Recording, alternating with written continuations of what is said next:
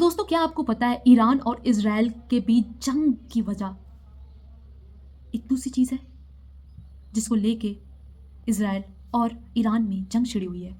जी हाँ दोस्तों, इस इत्तू सी चीज़ का नाम यूरेनियम है। ये बस दिखने में इत्तू सा है, क्या आपको पता है इत्तू सा यूरेनियम 120 गैलन ऑयल के बराबर है। जितनी तबाही 120 गैलन ऑयल मचा सकता है, उतना इत्तू सा बस इसी के बलबूते पे ईरान ने इजराइल को धमकी दे डाली कि तुम्हें हम इस दुनिया के नक्शे से मिटा देंगे। तो भाई फिर इजराइल तो इजराइल है। इजराइल ने कहा इससे पहले तुम अपना न्यूक्लियर वेपन तैयार करो, मैं तुम्हारा सारा सिस्टम ही ख़त्म कर दूंगा। जहाँ फिर सऊदी अरेबिया, चाइना, रसिया जैसे देश इजराइल का विरोध करने लगे कि इजराइल बिना मतलब क्यों अटैक कर रहा है। वही इजराइल का कहना है कि अगर आज मैंने अटैक नहीं किया तो मेरा तो कोई अस्तित्व ही नहीं रह जाएगा, मेरा तो कोई फ्यूचर नहीं रह जाएगा, मैं तो इस नक्शे से ही ख़त्म हो जाऊंगा। मैं अपने कल को बचाने के लिए आज मुझे जंग लड़नी होगी।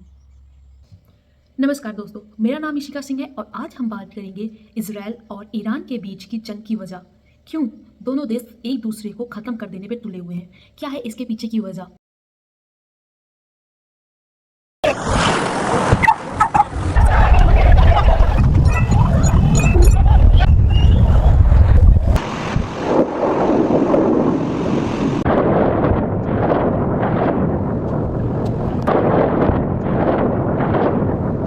किस बात का डर इजराइल को है और क्यों पूरी दुनिया के खिलाफ होने के बाद भी इजराइल ये जंग रोक नहीं रहा है। तो आइए जानते हैं शुरू से। दोस्तों, इन सब की शुरुआत तब होती है जब इजराइल को खबर मिलती है मोसाद के जरिए कि ईरान न्यूक्लियर वेपन बना रहा है जो कि लगभग अपने पूरा होने के कागार पे है।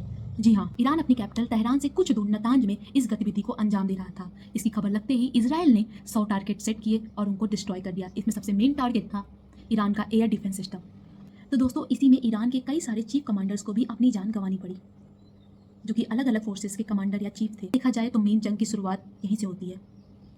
एक देश जो अपना अस्तित्व बचाने के लिए लड़ रहा है, वहीं दूसरा देश किसी एक देश को तबाह कर देने के मंसूबे से लड़ रहा है।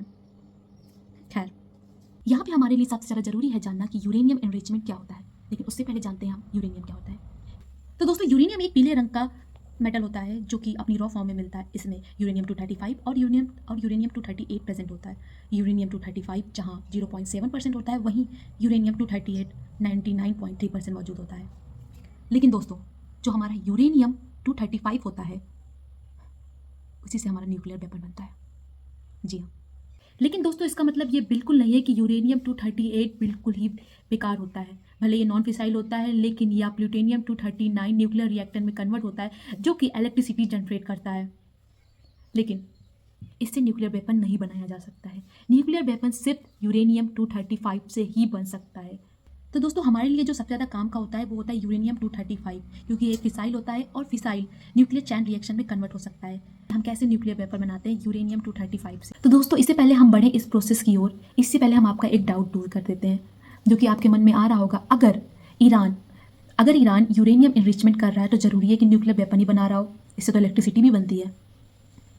तो दोस्तों, यहाँ पर हम आपको बता दें कि यूरेनियम U35 की रिक्वायर्ड सिर्फ 3 से 20% होती है इलेक्ट्रिसिटी जनरेट करने के लिए, इससे ज़्यादा नहीं होती है। और वहीं पे न्यूक्लियर वेपन बनाने के लिए इसकी रिक्वायर्ड 90% होती है। जी हाँ, और यही चीज़ ईरान कर रहा था, 20% से ज़्यादा यूरेनियम एनरिचमेंट, जो साफ दर्शाता है कि वह न्यूक्लियर वेपन बना रहा था। तो दोस्तों, यूरेनियम एनरिचमेंट के लिए हम नेचुरल यूरेनियम लेंगे, उसको गैस में कन्वर्ट करेंगे, यानी यूरेनियम हेक्साफ्लोराइड, जिसे हम UF6 भी कहते हैं। फिर UF6 को हम सेंट्रीफ्यूगल नामक मशीन में रखेंगे और इससे होगा कि जो यूरेनियम 238 है, हैवी होने के कारण वह वॉल में जाके चिपक जाएगा और यूरेनियम 235 लाइट वेट होने के कारण वह बीच में ही रह जाएगा। और दोस्तों, इस प्रोसेस को पूरा करने के लिए 1 मिनट में 50,000 बार इस मशीन को घुमाया जाता है। और जब फिर ये एनरिचमेंट 90% पूरा हो जाता है, तब हमारा न्यूक्लियर वेपन बनता है।